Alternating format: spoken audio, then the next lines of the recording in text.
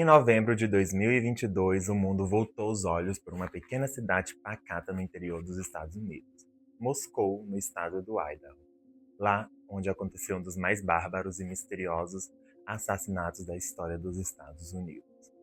Oi, pessoal! Bem-vindos a mais um vídeo aqui do canal. Eu tô de volta. E para quem não me conhece, meu nome é Danilo e aqui no meu canal eu falo de música, séries, filme, entretenimento, tudo desse mundinho aí da cultura pop e também de true crime. Se você gosta desse tipo de conteúdo, já deixa o like, se inscreve no canal, comente aqui, compartilha esse vídeo. Eu vou amar ter vocês aqui na nossa comunidade. Eu decidi vir aqui trazer um vídeo voltando um pouquinho nas origens aí do canal. Para quem não sabe, o canal aqui começou há muitos anos atrás, vulgo lá em 2022. E aí lá eu trazia conteúdos também de filmes, séries, como eu faço até hoje. E também eu falava um pouco de true crime. E aí hoje nós vamos voltar nessas origens e falar um pouquinho de um caso que inclusive eu já contei aqui no canal. Foi o primeiro caso de true crime que eu contei, que na época do qual eu fiz os vídeos, tinha acabado de acontecer a fatalidade e aí eu vim trazer em tempo real ali as atualizações desse caso. E hoje eu voltei porque a Netflix decidiu lançar uma série documental de 3 episódios chamada Os Assassinatos de Idaho, um pesadelo colegial. E agora de um ponto de vista dos familiares, amigos, envolvendo ali toda essa parte que a gente não tinha ouvido ainda. Lançou inclusive hoje mesmo, né? Hoje dia 29, né, de julho. E, gente, tá super impactante. É muito emocionante, porque aqui a gente vai ver o relato aí dos familiares, como eu falei, dos colegas. E vamos ver também um pouco de como foi a investigação para achar o culpado. E também vamos ver aqui a sentença. Porque na época que eu fiz os vídeos que eu trouxe sobre esse caso, como estava em andamento, ainda não tinha tido nenhum julgamento, não tinha dado nenhuma sentença, e hoje nós já temos aí a sentença. E aí eu decidi trazer aqui meio como um encerramento dessa história, que eu já tinha contado desde o início, feita a cobertura aí desde lá de 2022. Então vou deixar um disclaimer aqui antes de começar o vídeo real. Eu quero saber se vocês curtem esse tipo de conteúdo aqui no canal, porque eu trazia muito, né, antigamente, como eu falei pra vocês, true crime, só que eram vídeos que não performavam tão bem aqui no canal. O único realmente que deu uma quantidade de visualizações bacana, né, pro canal, né? Bom, assim, né, gente, pro canal que é ainda, de certa forma, pequeno, mas deu um certo número ali bem bacana, foi o desse caso de Idaho. Eu já fiz outros vídeos aqui no canal falando de outros casos, mas não tiveram tanta performance quanto este, então aí acabou que não me motivou muito a trazer. Vocês querem que eu traga mais esse tipo de conteúdo aqui?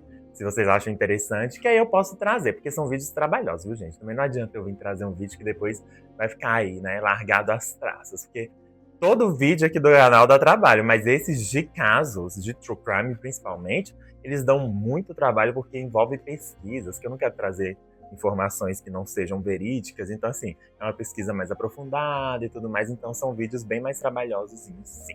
Então comenta aqui se vocês querem, se realmente eu posso me empenhar em trazer e vocês vão dar o devido buzz e a devida relevância para esses vídeos, tá bom? Esse vídeo aqui realmente eu trouxe pra gente falar mais da série que a Netflix lançou, porque eu não vou entrar muito no caso. Se você quer saber mais sobre esse caso, como eu falei pra vocês, eu já tenho 2 vídeos aqui no canal falando e cobrindo, falando detalhe mesmo assim do caso, como aconteceu, do assassinato e tudo mais. Então assim, eu vou deixar linkado aqui. Eu vou dar uma pincelada aqui, né, nesse caso, mas eu não vou entrar muito a fundo em si, porque se vocês querem saber mais detalhadamente, eu vou deixar os vídeos e aí vocês vão lá conferir, que tá bem legal também. Pra quem não lembra sobre este caso, nós temos aí então, o ano era 2022, e lá na cidade de Moscou, no estado do Idaho, nos Estados Unidos, nenhuma universidade, nenhuma fraternidade de uma universidade, moravam numa casa 4 estudantes, sendo eles a Madison Mogen, a Kaylee Gonçalves, a Zena Kernodle e o Ethan Chapin. Todos eles ali, os jovens, tinham entre 20 e 21 anos, eram bem jovens mesmo, né? E aí, no dia 13 de novembro de 2022, por volta ali entre 4h20 da manhã e 4h20, 4h30 ali, uma pessoa, um cara, entrou na residência aí, né, nessa fraternidade deles e acabou matando os 4 ali a facadas, e foram várias facadas. Foi uma cena horrorosa, uma cena brutal, tinha muito sangue, então a polícia descreve ali que eles nunca tinham visto uma cena igual a essa antes na história deles ali. Começou a busca de descobrir quem tinha feito aquilo, né? E por quê? O motivo. Qual era a motivação dessa pessoa de ter cometido aquele crime tão brutal com esses 4 jovens. Depois desses assassinatos, ficou famosíssimo, né? Ganhou a mídia internacional aí na época. Foi um dos crimes aí mais comentados dos Estados Unidos e até hoje tende a ser aí um dos crimes mais bárbaros da história dos Estados Unidos. E aí, como ganhou essa relevância nacional e internacional, aí o mundo parou inteiro e ficou com os olhos ali naquela cidade para tentar entender e atentos ali a todo momento para ver se saía, tinha sido a pessoa, se eles conseguiram descobrir, pegar essa pessoa. Então, assim, foi uma época muito tenebrosa ali. Tanto que as aulas ali na Universidade de Idaho foram suspensas durante um tempo. Todo mundo teve ali um toque de recolher. Então, eles eram proibidos de sair de casa porque era um estado de alarme, né? Alarmante ali, porque tinha um assassino à solta, não saberíamos se iria atacar novamente, mas tinham cometido aí 4 homicídios e homicídios assim de forma super brutal, sanguinária. Foi assim um momento de desespero para os moradores de Moscou. Depois disso veio rolando toda essa investigação e tudo mais até que descobriram quem tinha sido o assassino, né? Que foi o Brian Kohlberg. Esse Brian, ele também era um estudante de 20 anos, mas ele era estudante de uma outra universidade e ele morava ali, na Pensilvânia. Na verdade, ele não morava na Pensilvânia. Quando ele foi encontrado, né, e foi preso ali, ele estava na Pensilvânia, que era na casa dos pais.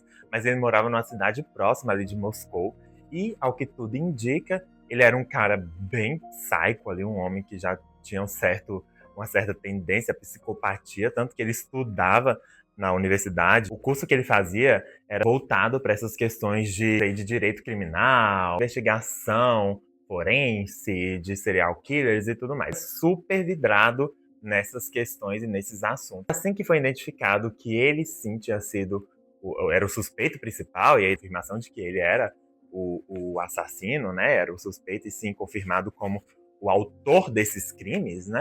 E tudo isso também eu falo detalhadamente nos vídeos que eu falei pra vocês que já tem aqui no canal. Então vão lá conferir. Depois disso, ele foi preso e aí aguardou o julgamento, que foi anos depois. O documentário ele tem 3 episódios aí, são 3 episódios de 40 e poucos minutinhos cada um. E aí o primeiro episódio já começa o crime, né? Então começa ali mostrando como foi a noite do crime, as ligações que a polícia recebeu de um dos amigos de uma das vítimas aí, né? E aí a polícia indo na casa, e aí tem a filmagem real ali, né, da polícia entrando na casa no momento lá que eles descobrem os homicídios. E assim, é uma cena bem angustiante, gente. A gente vê que a casa tava, aparentemente, eles tinham acabado de dar uma festa ali, né? Casa de fraternidade dos Estados Unidos, né, gente? Você vê que é aquelas coisas, bebedeira, os jovens naquele ápice da faculdade, aquela casa bem típica mesmo de fraternidade. E aí eles chegam lá e descobrem as 4 vítimas, né? E aí começa toda essa loucura aí para tentar achar quem era o culpado. A gente tem os depoimentos, como eu falei, dos familiares e dos amigos, e, gente, é muito triste. A gente vê, assim, eles mostram o momento em que eles foram dar a notícia para os pais das vítimas, falar que os meninos, né, os adolescentes ali tinham sido assassinados e como os pais receberam essas notícias que assim acabou ali para eles o mundo, né? Os jovens adolescentes, quando eles vão para as faculdades, eles acabam morando nessas fraternidades, né? Porque acaba que as faculdades lá acabam sendo meio que integral, eles têm aulas durante a manhã, tarde e umas até a noite. Então assim, praticamente eles moram, não é praticamente, eles moram na universidade, tanto que eles têm essas casas de fraternidades. Estão correndo atrás dos sonhos deles, né? De conseguir ser alguém na vida, fazer faculdade, formar, trabalhar com aquilo que está formando.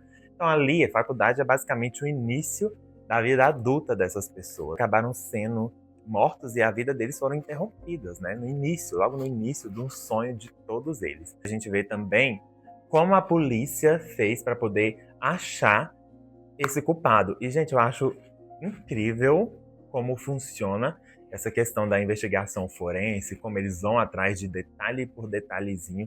E aqui nessa série documental eles mostram muito bem isso.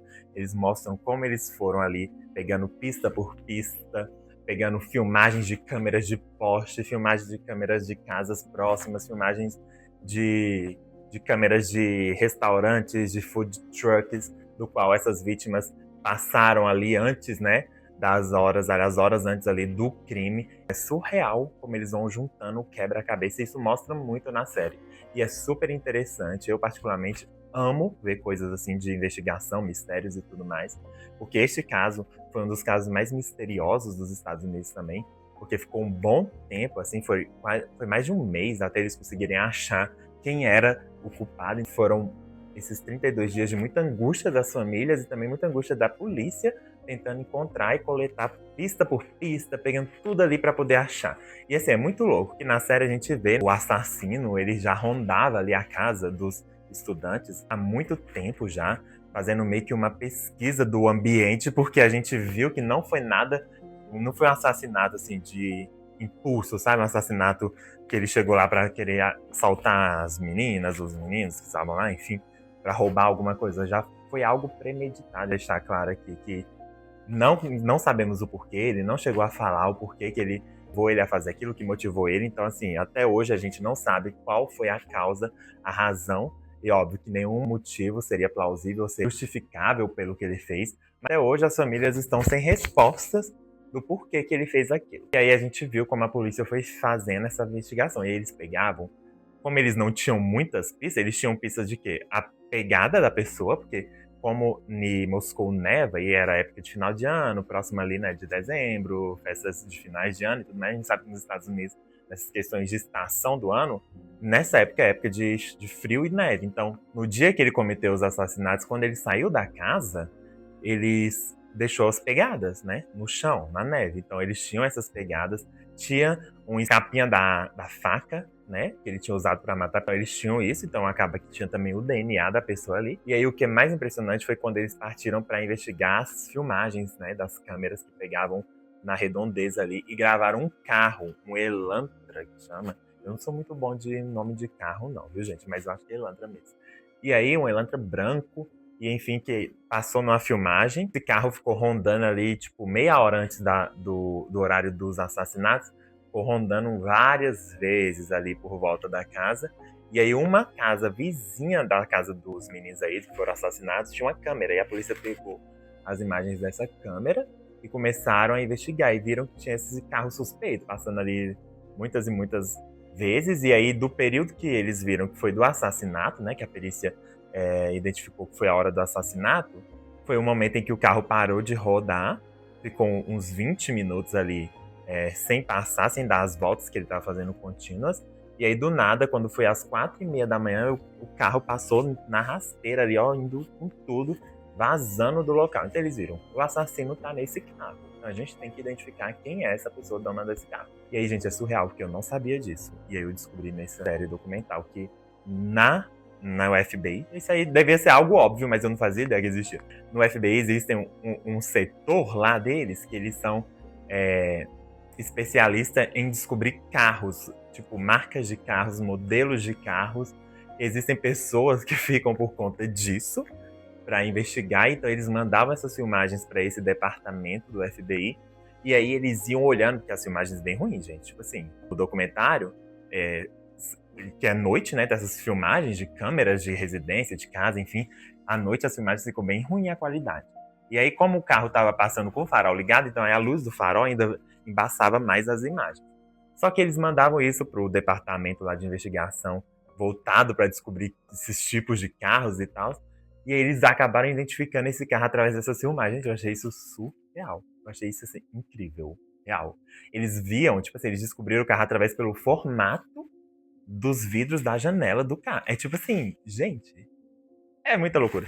É foda. Eu acho a investigação, a polícia, o FBI lá dos Estados Unidos, eles são fodas, né, gente? Puta que pariu.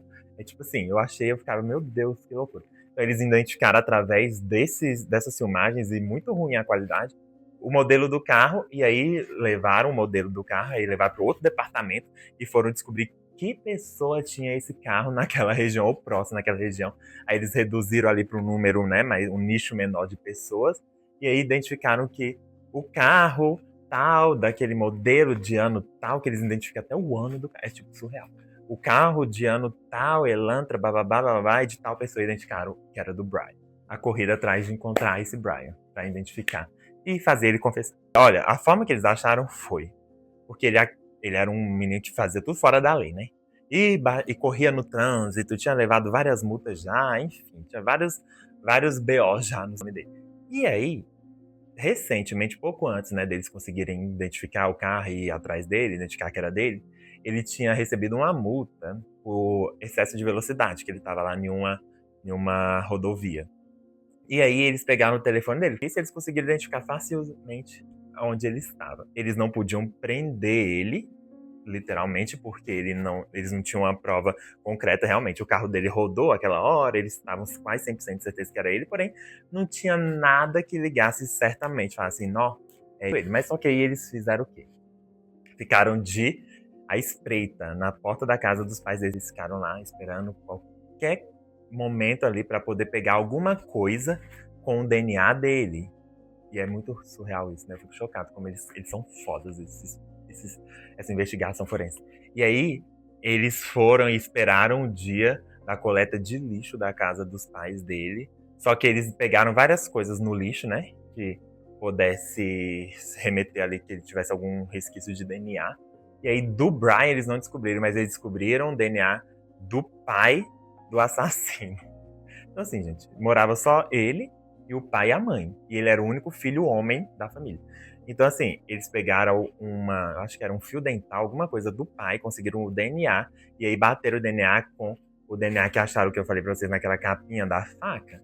E aí descobriram que o DNA que eles coletaram nesse lixo dessa casa era o DNA que era do pai do assassino, da pessoa que tinha a capinha lá, que deixou o DNA na capinha. E pronto, ligou 1+1 e descobriram que ele realmente era o assassino. E aí deram, né, a voz de prisão e prenderam ele. Depois que prenderam, as famílias todas ficaram naquela apreensão de ir para o julgamento. Todo mundo crente que ele ia levar, né, ter aí uma sentença de morte, porque lá nos Estados Unidos, principalmente no estado ali do Idaho, a pena de morte é válida. As famílias estavam todas desejando que ele tomasse ali uma pena de morte, mas nada mais justo. Ele tirou a vida de 4 adolescentes, deixou 4 famílias devastadas. E no dia que ia ser dado o início ali do julgamento dele, as famílias receberam a notícia de que ele tinha aceitado fazer um acordo com a justiça. E aí, em vez dele ir para julgamento e ter a possibilidade de pegar uma pena de morte, ele aceitou um acordo. E aí ele levou aí como sentença 4 prisões perpétuas, né? Uma perpétua para cada vítima.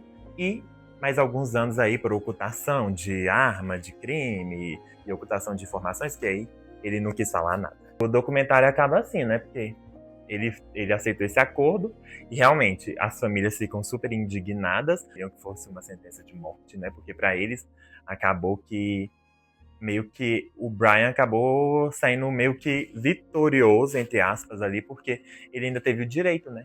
O direito de ter a vida dele, por mais que ele vai estar preso, mas ele tá vivo, tá respirando, tá comendo, tá vivendo. Pode ver a família dele, que pode ir lá visitar ele, só que ele tirou a vida de 4 pessoas que hoje não tem mais vida, que ele retirou, e são famílias agora que não vão ter mais a presença desses entes que eles tanto amavam. Sim, finaliza o documentário mostrando aí esse crime que foi bárbaro, que parou os Estados Unidos há 4 anos atrás, não só os Estados Unidos, mas o mundo, e que tirou a vida aí desses 4 estudantes tão precocemente, né? Que foi assim, bárbaro, triste, foi bem brutal, foi um crime assim que chocou o mundo e que a gente segue sem a explicação e o motivo do porquê que o Brian fez isso com essas crianças, né? Praticamente crianças ali. E eu também deixo esse vídeo finalizando essa história, né? Que eu comecei lá em 2022 com os vídeos que eu fiz aqui contando sobre esse caso, né? E agora a gente teve um desfecho